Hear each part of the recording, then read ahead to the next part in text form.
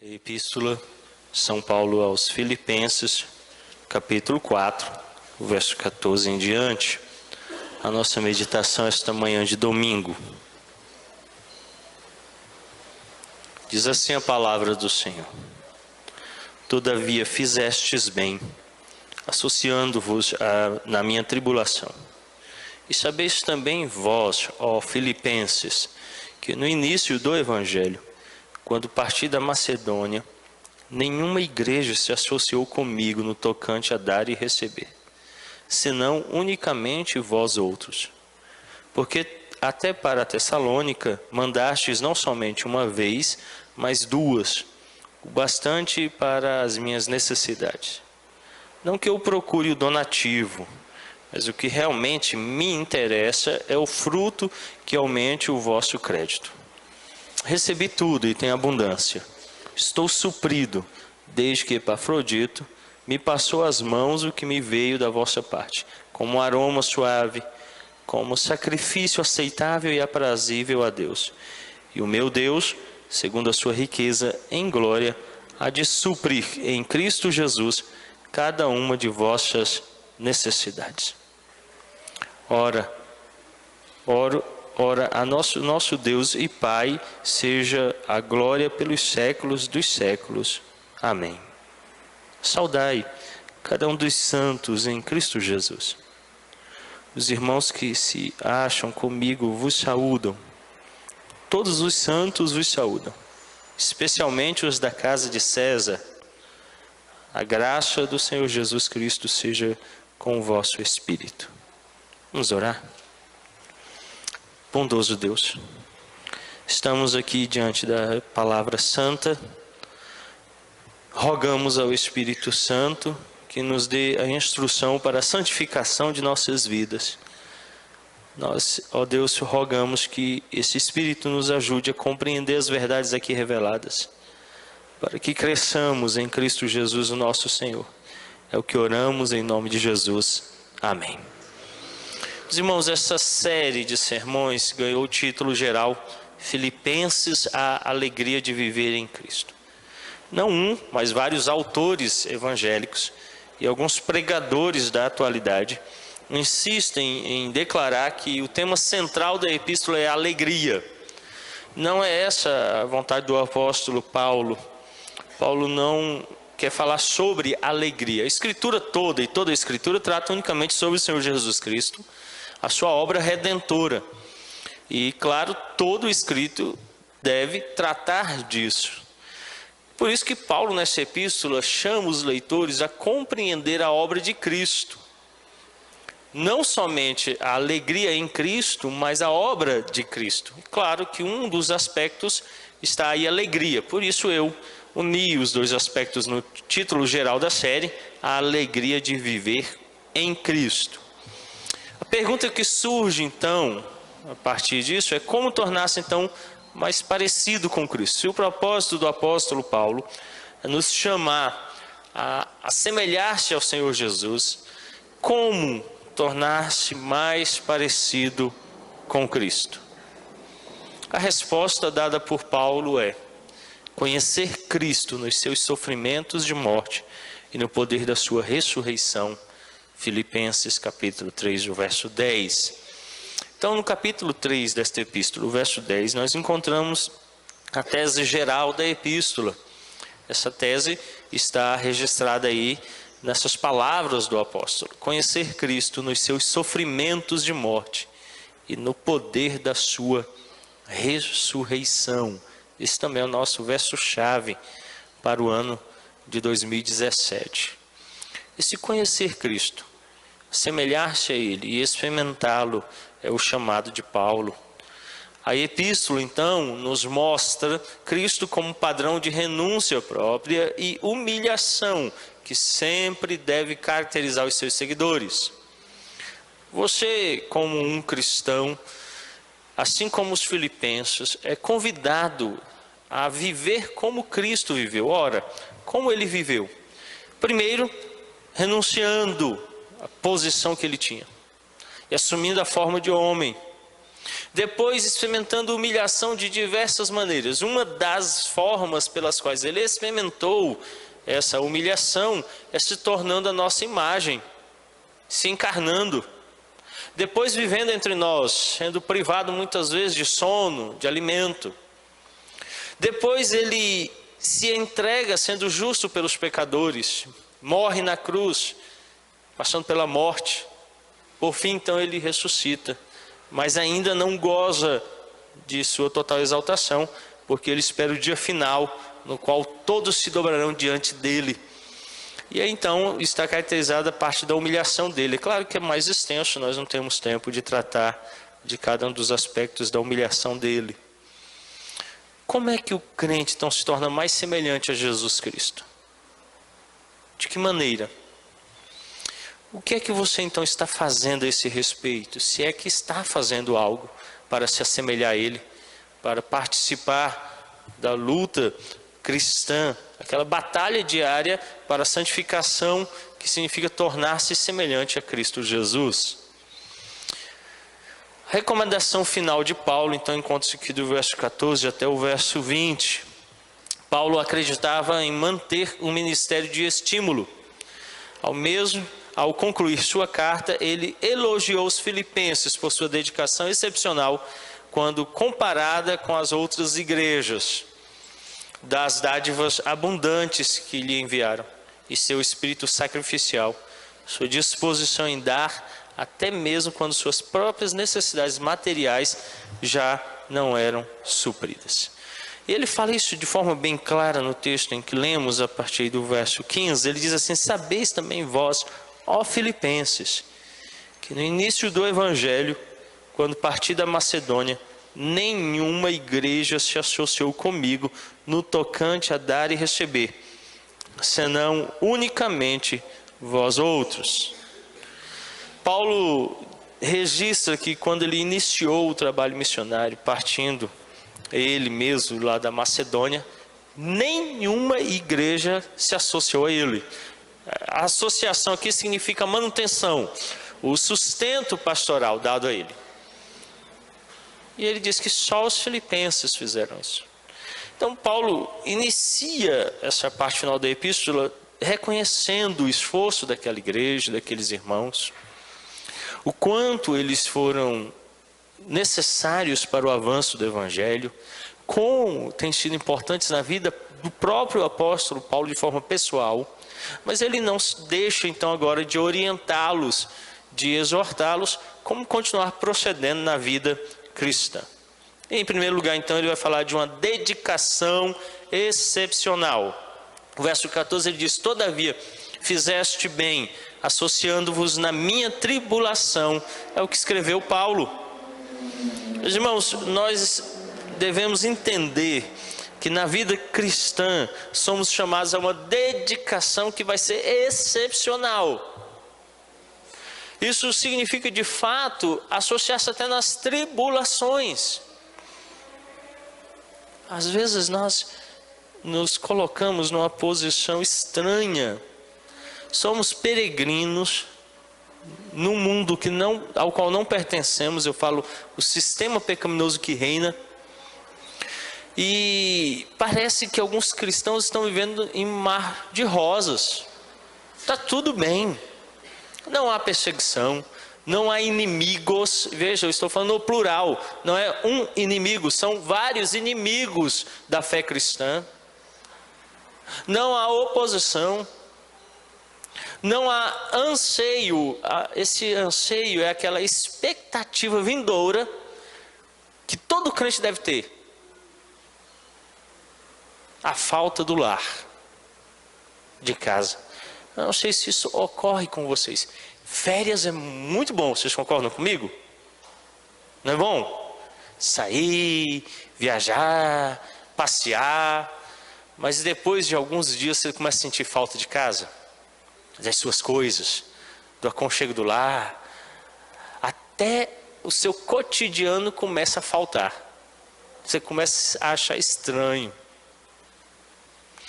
Pois bem, toda a Escritura, começando lá em Gênesis, o capítulo 3, e indo até Apocalipse, fala de um anseio, uma expectativa vindoura, da qual Santo Agostinho diz que é o anseio da alma, que ela só encontra descanso em Deus. Enquanto não estivermos no reino celeste, não há descanso para as nossas almas. Mas eu vejo alguns crentes vivendo como se já estivessem em casa, como já possuíssem tudo o que é necessário, e descansam nesse tempo presente, e não tem expectativa vindoura, anseio pelo porvir.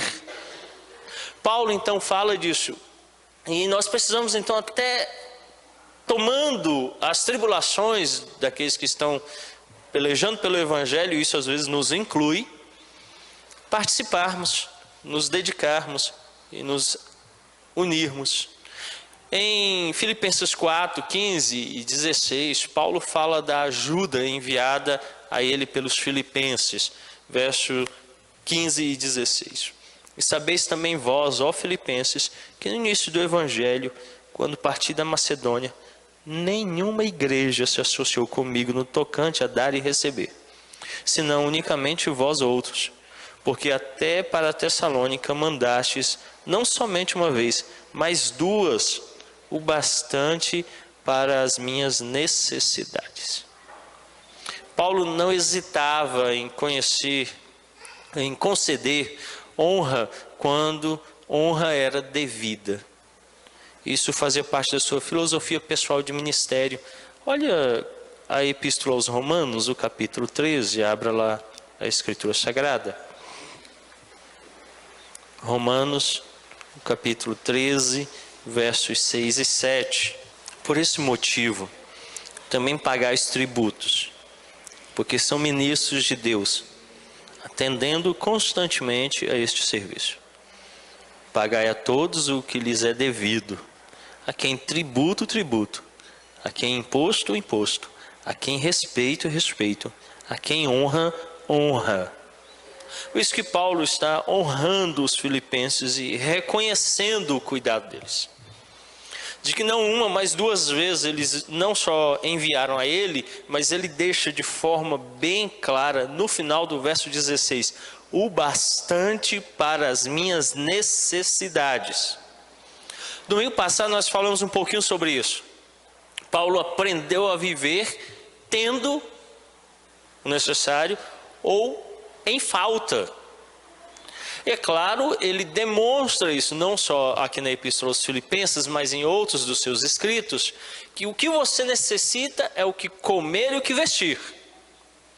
E aqui então ele deixa bem claro isso, o bastante para as minhas necessidades. Paulo diz que o que era necessário ele foi suprido. Isso, claro, inclui a subsistência, a manutenção da própria vida. Ele diz que tinha um bastante. A palavra basta significa interromper, parar. Ele diz que chegou no bastante, pode parar, já deu, já estou suprido. E ele diz que não uma, mas duas vezes a igreja chegou até o ponto de dar-lhe o que era necessário. Paulo está honrando os irmãos e dizendo obrigado pelo cuidado, obrigado pelo que vocês têm feito. Às vezes isso falta não só por parte dos ministros ou daqueles que são supridos pela igreja, como da própria igreja em cobrar isso.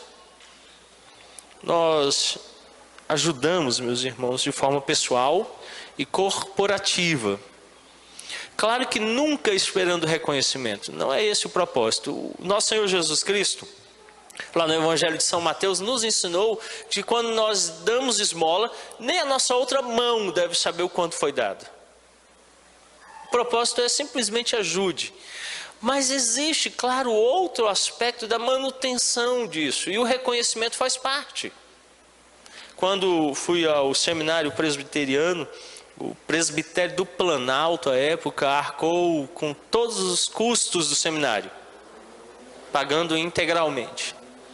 Eu tive amigos de turma que o receberam, o mesmo benefício, e eu vou dizer para vocês, não é fácil não.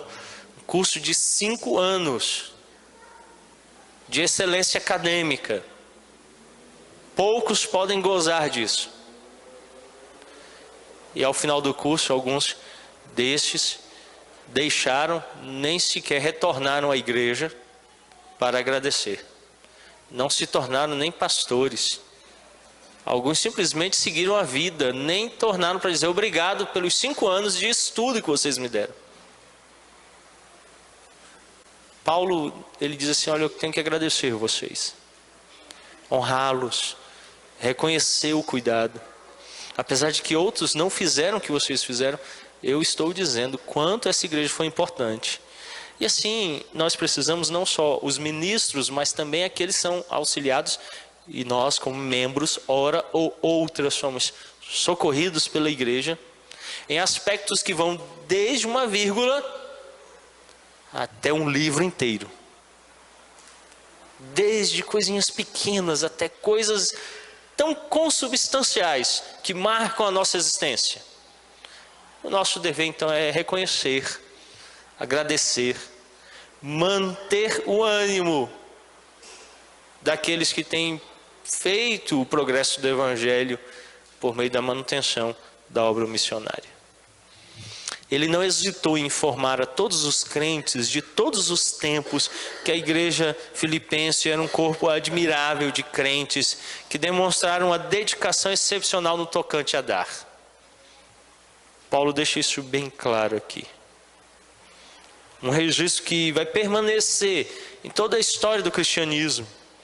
Como aquela igreja ajudou, como aquela igreja participou das suas lutas. Veja como é interessante o início do verso 15. Sabeis também vós, ó filipenses, que no início do Evangelho. Por que Paulo usa essa expressão início do Evangelho? Haviam poucas igrejas instituídas, pouquíssimas. Não haviam muitos presbitérios. O principal deles em Jerusalém, de onde vinham as decisões para as igrejas. As cartas do Novo Testamento ainda não tinham sido escritas, algumas estavam sendo enviadas. Haviam poucos apóstolos, pastores quase nenhum. Os presbíteros estavam ainda sendo instituídos. Os diáconos estavam iniciando seu ministério. Não havia fundos. Pela graça de Deus hoje, a Igreja Presbiteriana do Brasil tem milhões em caixa. Eu estou falando de milhões mesmo, que passa da casa das dezenas. Naquela época não havia muita necessidade. As viúvas reclamavam, os cristãos eram perseguidos, mortos, pais de famílias tinham sido comidos vivos por leões. E haviam famílias inteiras necessitando de sustento por parte da igreja. O custo missionário era muito caro, caríssimo. E Paulo diz que no início disso tudo, aquela igreja estava presente. Nós temos hoje, meus irmãos, vários missionários, tanto em campo nacional quanto campo estrangeiro, que estão iniciando. E eu não sei se muitos deles podem responder em epístola a essa igreja, dizendo, no início do Evangelho, vocês se uniram a mim. Quantos estão começando em campos longínquos, sem nada, nenhum apoio, sem cristãos, sem igreja, sem estrutura, alguns até ameaçados pela morte, como Paulo o foi, e aqui escrevendo da prisão, agradece. Será que você está participando do início do Evangelho em alguma localidade? Será que você faz parte do começo da história cristã, ao participar, como participaram os filipenses, ajudando o apóstolo? Em segundo lugar, dar com abundância. Os filipenses haviam se excedido no seu ministério concernente a Paulo. Não é isso que ele diz? Ele declara o bastante para as minhas necessidades. Basta, chega, já chegou, não precisa mais. O que era necessário já foi suprido. Eles não se preocupavam em dar mais do que o necessário. Simplesmente enviavam. E depois ele vai falar no final desse trecho, verso 18, eu recebi tudo e tenho abundância. Estou suprido. É redundante isso. Recebi tudo. Então ele diz, eu recebi tudo. Não preciso de mais nada. Depois ele diz, tenho abundância.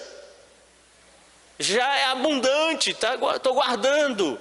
E aí depois ele diz, estou suprido. Parece que Paulo está dizendo assim, gente, chega. Já está bom. Vocês estão mandando demais. Eles não estavam se importando em dar. Simplesmente estavam enviando. Não ficavam olhando e falando assim: rapaz, eu acho que isso aqui já é muito, hein? Já chega. Mandaram a ponte. Paulo ter que falar assim: chega, basta, já foi. É suficiente. Ele mesmo, em epístola, responde àqueles irmãos, pois eles não se preocupavam em dar mais do que o necessário. Eles sabiam que se dessem mais do que era preciso no momento, seria usado sábia e discretamente por seu amigo e irmão em Cristo. Os irmãos, a igreja de Cristo funciona assim. Deus, ele institui oficiais, declara a fé presbiteriana. A nossa confissão de fé de Westminster, que é um resumo da verdade escriturística, para dirigir a igreja. Eu não fico me preocupando o quanto já foi dado, nem como é usado. Eu simplesmente entrego. E a igreja, ela vai fazer bom proveito. Pelo menos é assim que nosso conselho tem feito. Nosso conselho, ele tem trabalhado com prudência. Ele não excede os seus gastos. Não vai aquém do uso daquilo que ele pode, mas ele também não tem feito grande provisão. Não é assim que funciona. À medida do necessário, nós temos feito um bom uso dos recursos. Dado, pago, adquirido, ajudado, construindo, fazendo. É assim que o nosso conselho tem feito. Os filipenses entregaram e falaram assim: a gente confia em você, Paulo. Ele fala: irmãos, passou, já chegou no limite que já ultrapassou. Então a gente sabe que você vai fazer um bom depósito, vai fazer um bom uso daquilo que ultrapassou. E basta então você ser um leitor atento do Novo Testamento e verificar como Paulo ajudou aqueles que se uniram a ele, os que ele chama de cooperadores em Cristo. Os apoiou, sustentou, dirigiu. E ele mesmo muitas vezes até deu do que era seu quando tinha pouco. Eles sabiam disso. A igreja, ela entendia que o seu líder, que aquele apóstolo, aquele missionário estava fazendo bom uso daqueles recursos. Consequentemente, escreveu Paulo: recebi tudo, tenho abundância, estou suprido, desde que Epafrodito me passou as mãos o que me veio da vossa parte. Então, meus irmãos, obrigado, eu tenho tudo. E aí ele deixa bem claro: não só tenho tudo, como tenho abundância, estou suprido. É o reconhecimento que ele faz àqueles irmãos. E então vem o último aspecto, o terceiro ponto: um espírito sacrificial. As dádivas que os filipenses enviaram a Paulo eram como aroma suave, como sacrifício aceitável e aprazível a Deus. Filipenses 4:18. Os irmãos, eu sempre tenho tratado desse aspecto. Eu acho que o legalismo, ele é muito prejudicial à igreja, porque ele se torna um ato automático. A palavra automático vem do grego automatikes, que significa ter crescimento por si mesmo. Ou um movimento automático, uma coisa natural, que ocorre sem necessidade de alguém fazer alguma coisa. Como, por exemplo, você respira, é automáticas. Seu cérebro não fica, respira, joga o ar, puxa o ar, você não fica fazendo isso. Você respira, você vai fazer 1 milhão de coisas e nem vê que está respirando. Muita gente presta culto assim, nem vê o que está fazendo. Nem vê o que está fazendo. Não sabe o motivo daquilo. Por que realizou aquilo? Por que você deu dízimo na igreja? Eu não sei. Qual o motivo? O pastor mandou. Eu nunca mandei. Não vem com essa não. Não é porque se não der, vão atrás da gente. Aqui também não foi atrás de ninguém, foi? Cobrar? Também a gente não cobra. A igreja instrui sobre a necessidade de dizimar. Cobrar não, que se tivesse cobrança, ia inscrever o nome de vocês no SPC Serasa. Paulo trabalha com uma perspectiva de sacrifício, é culto. É um culto. Quando você dizima, quando você oferta, é culto. É por isso que no momento de culto você tem que prestar. É por isso que o envelope é seu. Pode ser de mais ninguém. Porque é o seu culto. A não ser que você esteja em outros momentos de culto terceirizando. Tem feito isso? Faz, Kelly. Você chega e fala assim: Júnior, olha aí para mim, porque eu não vou orar hoje não. Aí o Júnior: então tá bom. Deus e tal, aqui em nome da Kelly, eu estou orando a minha mamãe. É assim? Você não terceiriza não, né? Moisés, você já terceirizou a leitura bíblica, não já? Chegou na Silvana, lê aí Gênesis 3 aí, ó, tudo, hein? Aí ela vai lá e lê, pronto, eu já li. Então cumpri minha tarefa. Você faz isso, Moisés? Não dá, né? É você que lê, né? Você faz isso, Maurício? Chegar na sua casa e fala assim: vocês cantem aí um hino tal aí por mim. E aí o pessoal vai e canta o hino. Aí você: hoje eu louvei a Deus. Faz isso? Não faz, né? É você que canta, né? Por que eu vou passar a minha oferta a outro? Você vai lá e dá. E aí eu já paguei. Não é uma questão de pagar. É uma questão de cultuar. De ir lá, dar testemunho público do cuidado sobre você, da sua generosidade e do seu reconhecimento. Claro que nós mantemos o padrão mínimo dos 10%, porque senão as coisas descambeiam. Se você leu o Antigo Testamento com atenção, não era 10%, nunca foi. É 27% obrigatório. Juntando todas as leis obrigatórias, era obrigado a dar 27%. O principal era o dízimo. E nós, claro, pegamos o principal e mantivemos como um parâmetro mínimo. Mas o Novo Testamento amplia de tal forma, dizendo: cada um contribua conforme estiver proposto no próprio coração.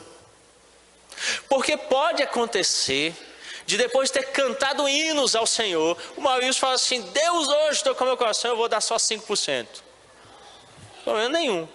Deus está falando ao seu coração.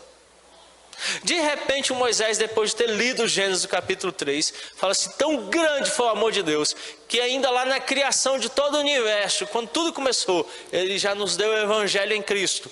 Eu vou dar 60%. Moisés e Deus. De repente a irmã Kelly, depois de ter orado, Deus toca o coração dela e fala: você vai dar 25%. E ela, em reconhecimento pelo cuidado, vai lá e dá. Isso aconteceu com um pastor na igreja presbiteriana da Coreia. O pastor conhecido viajou para lá, conheci nossos irmãos, e ele ficou na casa desse pastor. E aí, quando chegou no domingo, ele viu o pastor levando o envelope e colocando os valores dentro do envelope. Ele estranhou a quantia, que era muito substancial. Não se conteve então, e quando em casa perguntou para aquele pastor: pastor, eu vi que você deu uma quantia substancial. Por quê? Olhando visivelmente, dá para perceber que o montante não condizia com o dízimo. Ao que aquele pastor então disse assim: olha, meu filho nasceu há pouco tempo, está em casa, e você pôde tomá-lo no seu colo, e agora eu estou dando ao meu Deus uma oferta em sinal de gratidão pela nova vida que Ele nos deu, pelo filho que nos nasceu. E eu decidi dar uma quantia maior de tudo aquilo que Deus tem me dado, em reconhecimento público do cuidado, da bênção. Eu sei que não condiz, nem sequer chega perto daquilo que significa uma nova vida no lar, mas eu estou fazendo culto público, as pessoas vão saber. Claro que a gente não conta, eu não conto. Os únicos que contam aqui são os diáconos e o presbítero tesoureiro. Mas a igreja vê, a igreja fica sabendo que há gratidão. Dá para ver a gratidão, ela é perceptível. Não só quando se cultua, mas nos resultados posteriores. Quando a gente está grato, quando a gente está feliz, como é que a gente procede com os outros? Sorriso largo na face, se torna generoso, não torna? Não acontece? Acontece. Quando chega o seu dia natalício, seu aniversário, o que geralmente acontece naquele dia? Eu vou fazer uma festa, reunir aqui meus amigos, comer em abundância, não é assim? Comer em abundância. Por que você faz aquilo? Você está celebrando, você está comemorando vida. E aí os outros percebem e falam assim: rapaz, você viu a festa do fulano? Está feliz. Está feliz, a entrada foi picanha. A gente não sabe nem o que vem pela frente, porque começou por aí. Ele fica feliz. Você vê isso, por exemplo, nos casamentos. O próprio Senhor Jesus Cristo nos ensinou isso, quando lá em Caná da Galileia. Por que ninguém vai dar o melhor vinho no casamento? E as pessoas se assustaram: por que estão dando vinho bom todo o tempo? Esse pessoal deve ser muito rico. Ora, nós precisamos experimentar isso. Quando a igreja começa a crescer, as pessoas vão ver e falar assim: aquele povo é grato, aquele povo é feliz. Então Paulo começa falando desse aroma, desse sacrifício que é aprazível a Deus. E por que é aprazível a Deus? Não me compreenda mal. Paulo não se referia à quantia ou à quantidade ao dizer recebi tudo e tenho abundância. Não é isso que ele estava falando. Não é isso que importa. Antes falava de dádivas que eram dadas sacrificialmente pela igreja como um todo. Algumas pessoas na igreja filipense, na realidade, haviam dado da sua pobreza. Abra lá em 2 Coríntios 8:2. Vamos ler o verso 1 e 2. O verso 1 fala do contexto. Leiamos todos. Também, irmãos,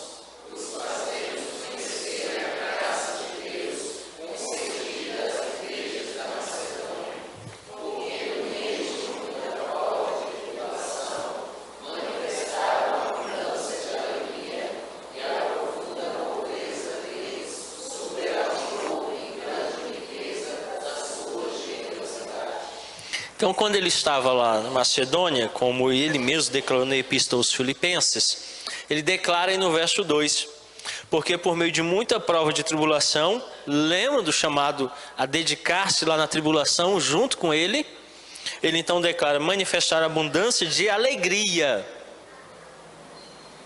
O que eles estavam abundando era em quê? Alegria. Alegria. É isso que dá sabor. É isso que faz as coisas serem boas. E então ele diz assim: e a profunda pobreza deles superabundou em grande riqueza da sua generosidade.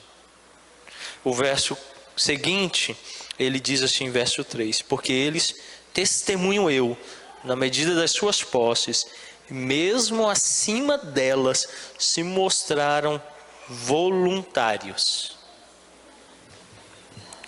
A viúva pobre é um sinal claro disso. Os fariseus iam ao cofre para fazer a entrega das ofertas. O cofre era um recipiente de bronze que ficava à frente do templo. Então subia as escadas. Depois que findavam as escadarias, tinha uma pequena frestazinha na parede frontal do templo. Por essa fresta, eles lançavam moedas que caíam dentro de um cofre de bronze. Quanto maior a moeda e quanto mais moedas, mais tintilhar se ouvia. Então o fariseu ficava em pé lá, blém, blém, blém, e todo mundo: poxa, que sinfonia maravilhosa, quanto barulho! Até da hortelã plantada no quintal eles deram oferta. E Jesus estava sentado na escadaria lá olhando. De repente uma mulher chega. Vocês conhecem moeda de 1 centavo? Ela existe, tá? É bem pequenininhazinha, aquela que você joga fora quando você recebe ela no mercado. É aquela que fica esquecida lá em casa, ninguém usa. Moeda de 1 centavo. Você voltaria, Bento? Está andando com pressa, atrasado, caiu moeda de 1 centavo. Vai embora, né? Esse quer uma nota de 100 reais. É claro que a gente volta. E ela chega lá com a moedinha de 1 centavo. Joga. E todo mundo não fez barulho, não ouvimos nenhum som.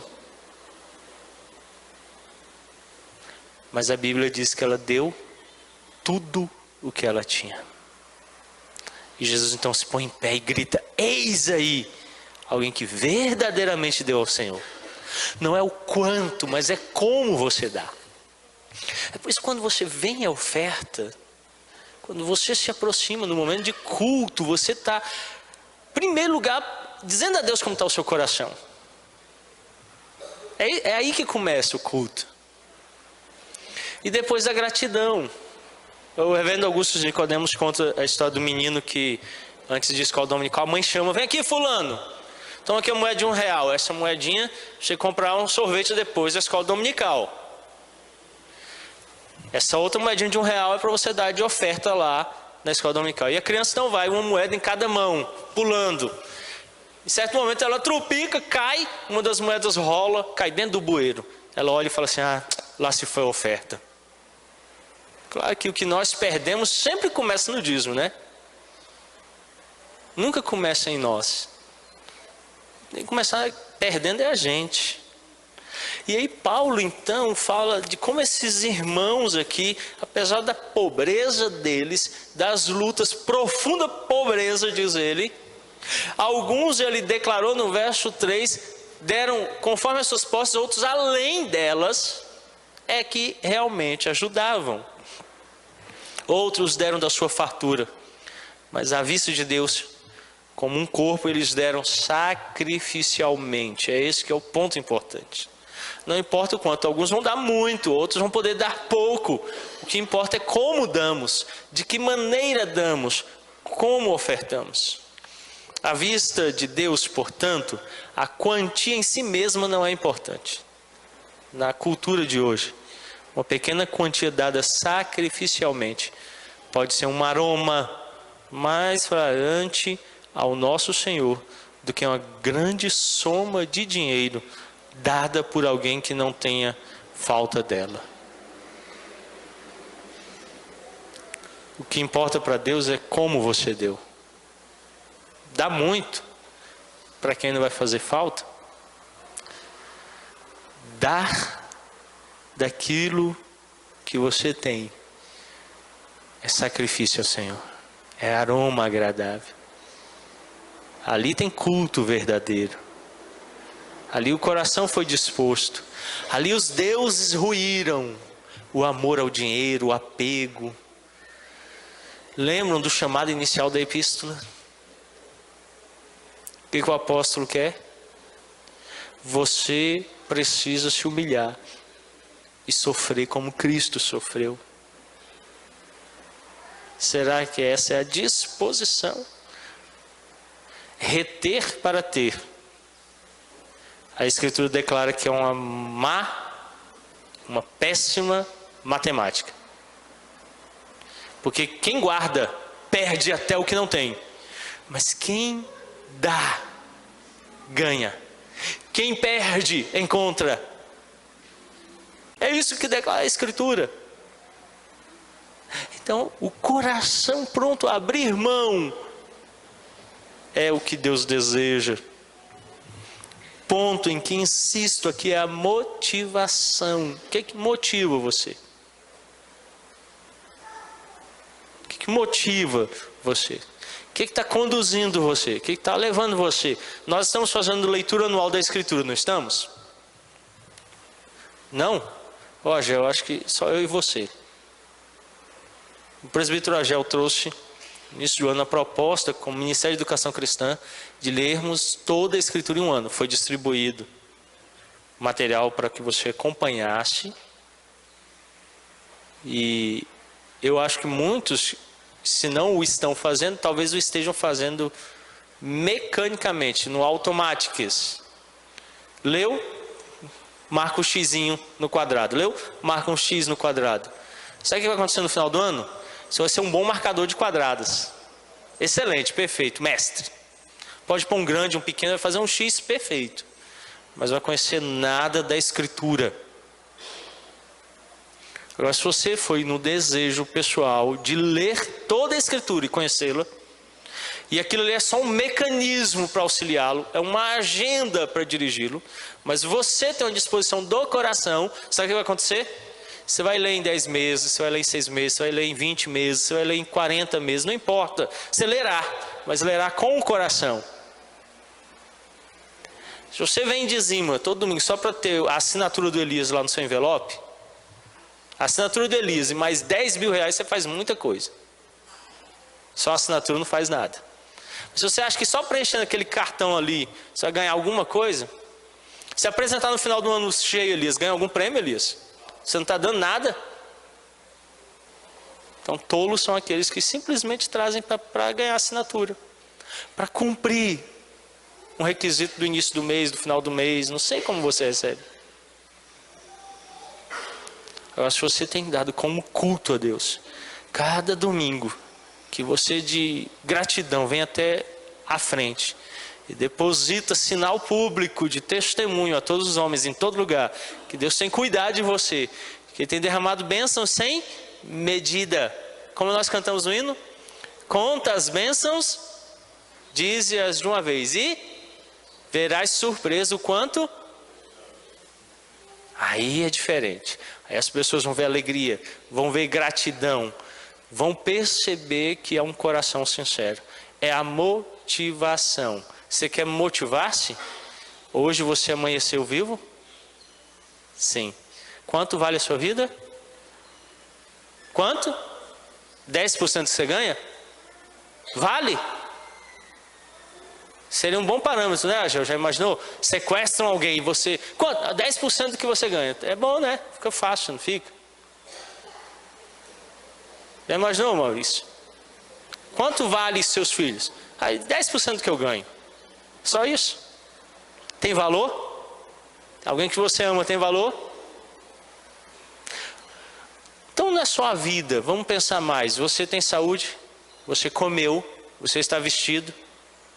Poxa, se a gente for acrescentando a lista, conta as bênçãos, dize-as de uma vez e verás surpreso quanto Deus já fez. Ainda tem o que Ele fará. São infindáveis as bênçãos vindouras. Nós temos motivo, é a motivação que deve mover você. Por isso, dízimo e ofertas são fruto da motivação. E a motivação vem do meu reconhecimento do cuidado divino. É a ação de graças, não é algo só da lei, duro e vazio, mas é algo que tem sentido, é algo que dirige-se pelo meu coração, pelo que Deus tem feito por mim e em mim. É isso que me leva a adorá-lo, bendizê-lo. Curve a sua fronte, feche seus olhos, vamos orar. Bondoso Deus, eis aqui o teu povo. Nós nos colocamos diante de ti, sabedores de que temos falhado no impulso do Evangelho, como muitas igrejas fizeram com o apóstolo, não se associando a ele. Mas louvado seja o Senhor pelos filipenses, que mesmo em muitas situações de pobreza, não deixaram de auxiliá-lo, para que o Evangelho fosse anunciado em todo lugar, inclusive na casa de César, saindo da Macedônia, da pequena igreja lá em Filipos.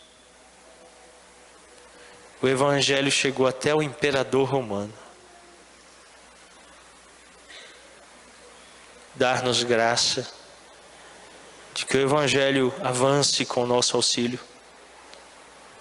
Dar-nos graça ao bondoso Deus, não só de nos associarmos na participação do progresso do Evangelho, mas também de termos um coração sincero e grato a Ti, em culto verdadeiro, que louve o nome do Senhor, que dê testemunho público aos homens do quão bom é o nosso Deus, o quanto tem nos abençoado, e como tem derramado sobre nós não só bênçãos temporais e visíveis, mas bênçãos espirituais nas regiões celestes em Cristo Jesus. Já aí há motivo mais que o suficiente para o louvarmos, para o bendizermos, para erguermos as nossas vozes em louvores, porque em Cristo fomos abençoados por toda a eternidade. Por isso, quando o cultuamos, quando louvamos e bendizemos o teu nome, é notório aos homens em todo lugar que o amamos, que dedicamos a ti a nossa vida e tudo o que temos a serviço do teu reino, do progresso da graça e o louvor do teu nome. Que nosso culto seja sempre de gratidão, que nos aproximemos do nosso bom Deus sempre louvando e bendizendo o teu santo e bondoso nome. É o que nós oramos, em o nome de Cristo Jesus. Amém.